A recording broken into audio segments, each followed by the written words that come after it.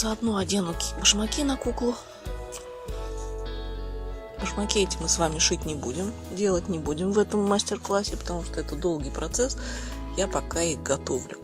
Можете одеть кеды или сделать любые ботиночки по моим мастер-классам. Приложу какой-нибудь мастер-класс для изготовления ботинок, чтобы вам было понятно. И просто делайте подошву прямо на экране компьютера, уменьшаете выкройку. Подошву, чтобы была у вас 3 сантиметра, 2,8, ну, чем меньше, тем лучше. И делайте любые ботинки для куклы из любой вообще ткани, чтобы просто они подходили по цвету. И одевайте на нее. Мастер-класс приложен будет, чтобы вас не оставлять совсем голышом. А эти ботинки я пока делаю.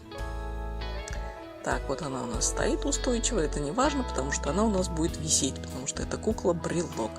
Теперь мы с вами берем юбочку делать будем, берем шитье, любую такую, знаете, вот ленту, как это назвать-то, называется она, ой, тесьма, не тесьма, ну, в общем, берем шитье и начинаем пришивать, делая складочки. Нам понадобится 30 сантиметров длины ленты, шириной на 5 сантиметров.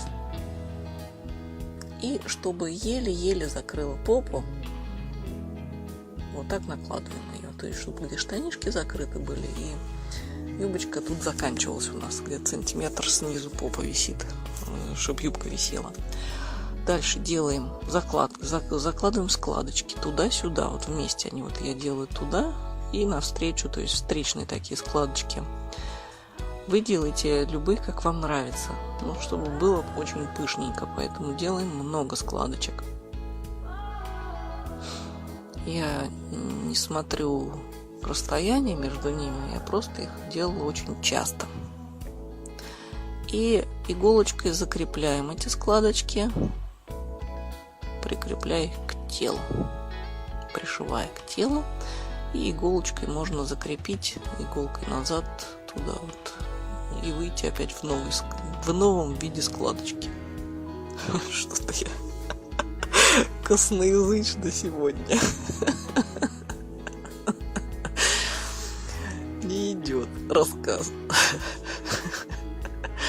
В общем, смотрите и делайте.